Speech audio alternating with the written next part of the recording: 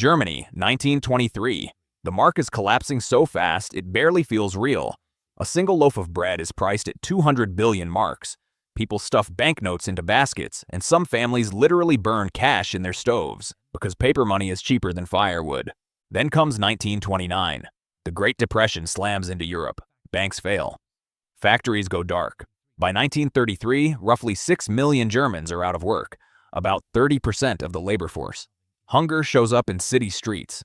This is the country Adolf Hitler steps into when he becomes chancellor in January 1933. A society that's been financially wrecked twice in a little more than a decade. And yet, only 6 years later, 1939, Germany looks unrecognizable. It attacks Poland with around 3 million soldiers, roughly 3,000 tanks, about 4,000 aircraft, the most modern military machine on the continent. Somehow, a state that should have been bankrupt built a war machine at breathtaking speed. And the strangest part is how normal it could look from the outside. There were no official war budget headlines that foreign observers could circle in red ink. Instead, the buildup flowed through invoices, IOUs, and routine bank discounts.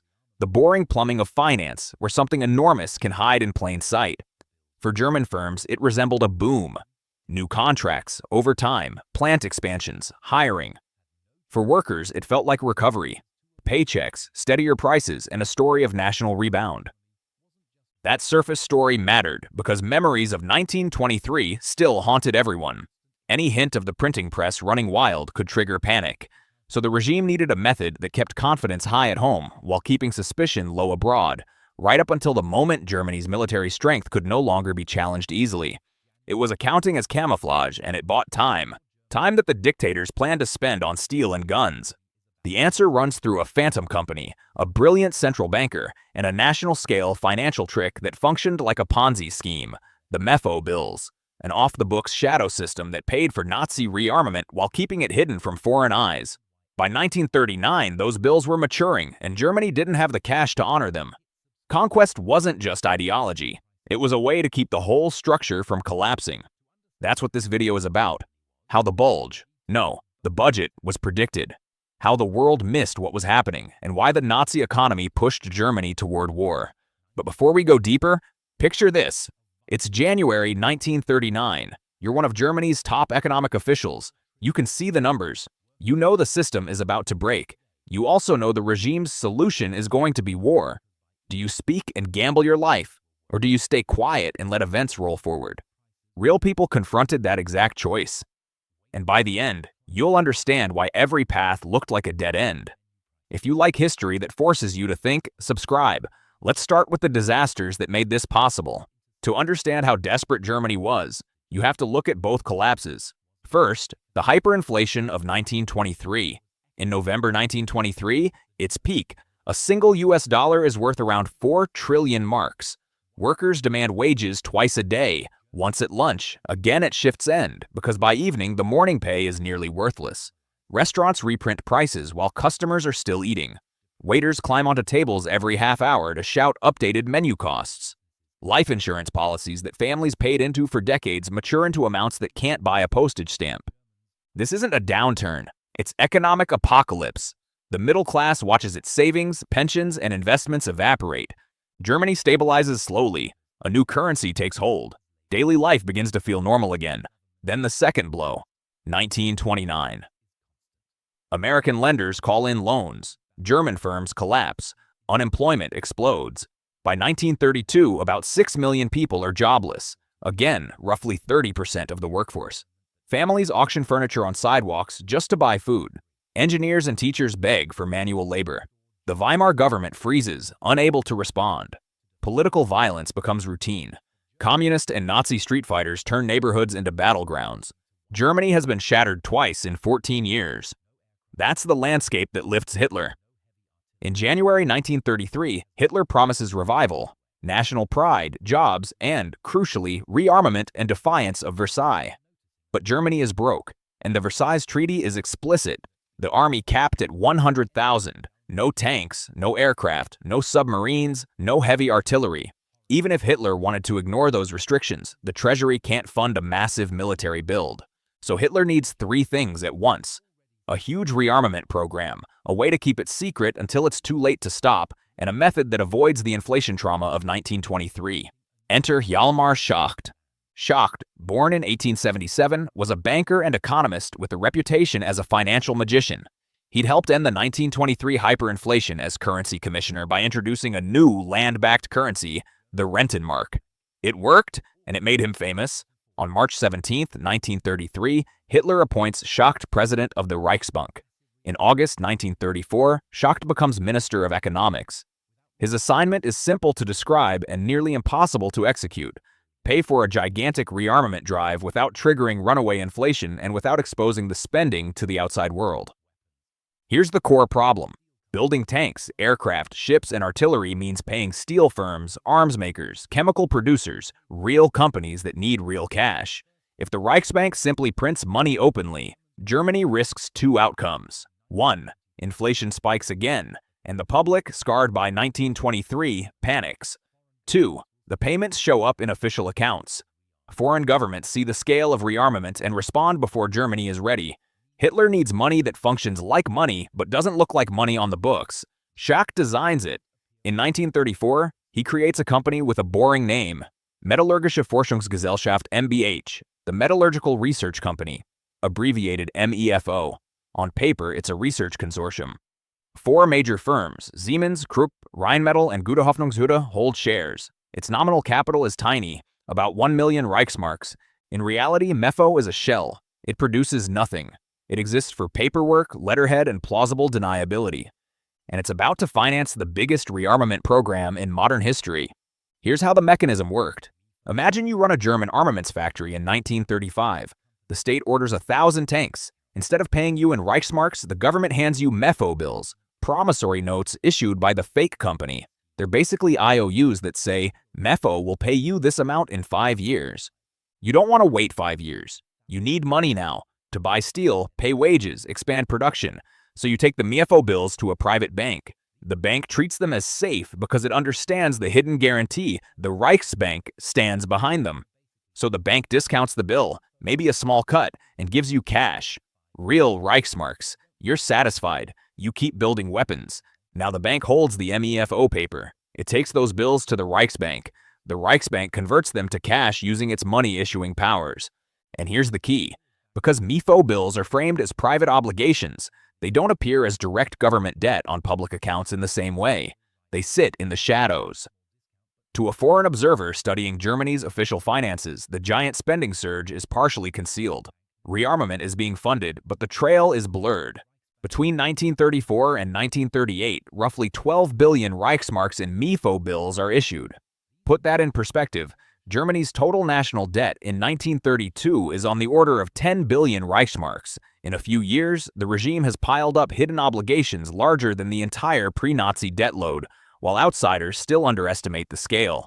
By 1936, Germany has violated virtually every major military restriction in Versailles: tanks, aircraft, submarines, a growing modern army. And because the financing is disguised and the political will to confront Germany is weak, the Allies don't act decisively. But there's a catch. IOUs mature. MEFO bills generally come due in 5 years. The earliest paper is issued in 1934. That means major repayments arrive in 1939. And Germany doesn't have 12 billion Reichsmarks sitting around to redeem them. This is where the Ponzi comparison stops being a metaphor and starts being a description. A Ponzi scheme survives by rolling promises forward, paying old obligations with new inflows until it can't. The Nazi system depended on future growth and future resources to cover present spending. By 1938, growth isn't enough. The bills are coming due. The state needs a new source of money, fast. If your economy can't generate 12 billion Reichsmarks, you can only take it from somewhere else. That's when expansion becomes more than ideology. It becomes a way to avoid financial collapse. March 1938, the Anschluss. Germany absorbs Austria and seizes its gold reserves, foreign currency, and industrial assets. September 1938, the Munich Agreement. Germany takes the Sudetenland from Czechoslovakia. March 1939. Germany occupies the rest of Czechoslovakia, gaining gold reserves in the Škoda works, among the most advanced weapons producers in Europe. September 1939. Germany invades Poland, capturing agricultural output, raw materials, and millions of people who can be forced into labor. The pattern is clear. Each step brings new resources that can be converted into cash, production, and repayment capacity. The Nazi economy isn't just immoral, it's structurally hungry. It needs fresh territory the way a collapsing pyramid needs new investors. Schacht sees the danger early. By 1937, he's warning that the economy is overheating, that the spending trajectory is impossible to sustain, that the country is heading toward inflation and crisis. Hitler ignores him. On January 7, 1939, weeks before the first big wave of MEFO bills matures, Schacht submits a dire report from the Reichsbank Directorate. It calls for drastic cuts to rearmament spending, reductions in expenditures, and a balanced budget as the only way to prevent inflation. Hitler's response is blunt. On January 20, 1939, he removes Schacht as president of the Reichsbank. Schacht built the engine. He also built a timer inside it. Hitler's solution is not to disarm the device, but to keep feeding it. Austria, Czechoslovakia, Poland, then further, France, the Soviet Union, and beyond. So yes, the war wasn't only Hitler's ideological project, it also became an economic escape hatch. By 1939, the regime sees two options, collapse or expansion, and chooses expansion, and MEFO bills are only one part of the story. When Germany conquered territory, it didn't merely plant flags, it looted systematically. Gold reserves, foreign currency, art, machinery, raw materials, whole industrial systems. In France, occupation costs are imposed. France is required to pay Germany enormous daily sums, hundreds of millions of francs per day, to finance the very occupation crushing it. It's a country paying for its own chains. In the East, Germany plans extraction on a vast scale, grain, oil, minerals, to feed and power the German war machine. The model is parasitic by design. Then comes forced labor. Concentration camp prisoners are used as workers in factories and mines, building weapons, machining parts, digging coal. Major companies, including IG Farben, Siemens, and Krupp, benefit from slave labor drawn from camps. People are worked until they die, then replaced. This isn't just abuse. It's an economic system intertwined with mass murder. The economy isn't merely funded by theft. It is integrated with genocide. And the regime's scams don't stop at borders. They reach into German homes too. Consider the Volkswagen promise, the people's car. Germans are told they can own a car if they contribute monthly through the Deutsche Arbeitsfront. Hundreds of millions of Reichsmarks, around 275 million, are collected from ordinary savers. How many civilian Volkswagens are delivered during the Third Reich? 0. The factory shifts to military production. Vehicles like the Kubelwagen, while savers lose their money. Many don't see compensation until decades later. So the Nazi economic machine steals from enemies, from victims, and from its own people. There's another layer, international borrowing. In the 1920s and early 1930s, Germany receives large loans from Britain, France, and the United States, ostensibly to stabilize the economy and service reparations. After Hitler takes power, he stops paying reparations in 1933.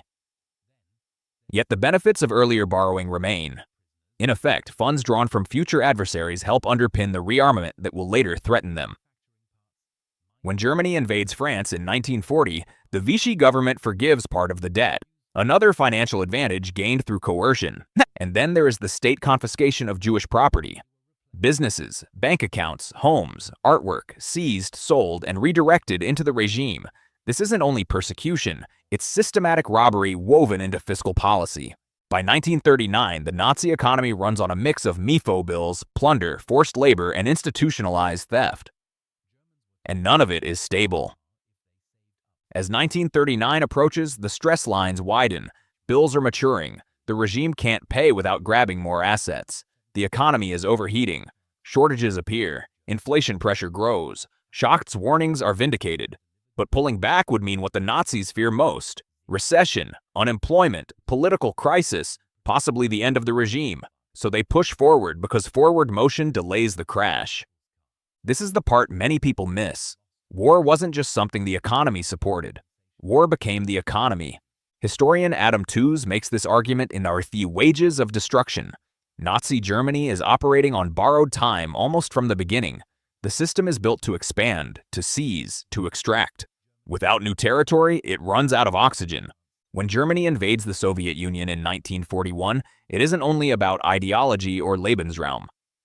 It's also about oil from the Caucasus, grain from Ukraine, and raw materials needed to keep the machine from imploding. The war feeds the economy. The economy demands the war. And once Germany begins losing territory in 1943 and 1944, the model starts to unravel. No new loot, no new resources, only enormous spending and mounting shortages. Like any pyramid scheme, it can survive only while it grows. So let's pull it together. How did Hitler pay for World War II? In a fundamental sense, he didn't, at least not with sustainable revenue. The regime financed a war machine through 4 pillars. 1. Creative accounting. MEFO bills let Germany build debt off to the side, about 12 billion Reichsmarks, so rearmament could accelerate while outsiders underestimated the scale. Schacht created invisible money, but invisible obligations still mature. 2. Plunder. Conquest provided immediate assets: Austrian gold, Czech industry, French occupation payments, Eastern resources, Polish labor.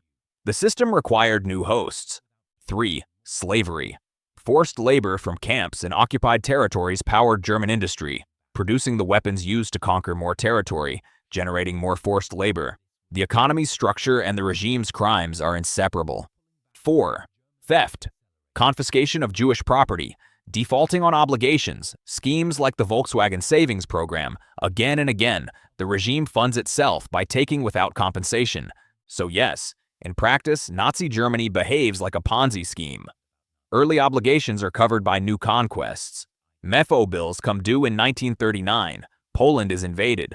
Assets from Poland help fuel the push into France. Assets from France help support the invasion of the Soviet Union. As long as Germany keeps winning and taking, the structure holds.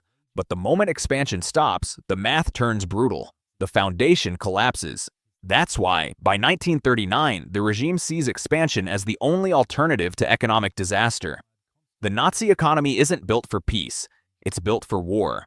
So Hitler paid for World War II with promises he couldn't honor, money he didn't truly have, and resources he stole. With labor he enslaved, with systems designed to extract until nothing is left.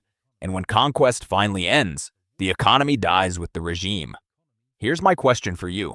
If the Nazi economy depended on constant expansion to survive, do you think war was inevitable? Or could Germany have pulled back and shifted to something sustainable? Drop your thoughts in the comments. If this changed how you see the Nazi economy, hit like and subscribe for more history that connects money, politics, and conflict. Thanks for watching.